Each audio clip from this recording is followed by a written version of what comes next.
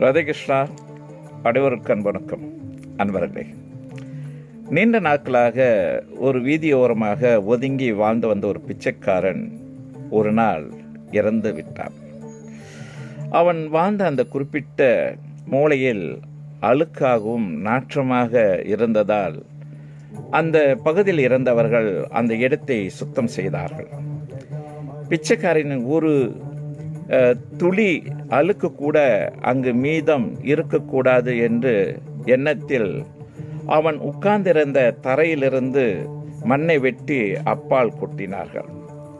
அப்போது பொன்னும் பொருளும் நிறைந்த புதையலை அங்கே அவர்கள் கண்டெடுத்தார்கள். இதை கண்டு ஒரு ஞானி சொன்னார், இவன் வாழ்நாள் முழுவதும் தங்க புதையல் மீதுதான் உட்கார்ந்திருந்தான். அப்படி இருந்தும் இவன் பிச்சைக்காரனாகவே தான் வாழ்ந்து வந்திருக்கின்றான். அன்பர்களே, யோசித்து பார்த்தால் ஒரு சிலர் ஒரு வகையில் நாம் கூட அந்த பிச்சைக்காரனை போலதான் வாழ்ந்து கொண்டிருக்கின்றோம்.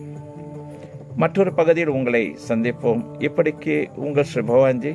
நன்றி, வணக்கம். ராயேஷ்ரா.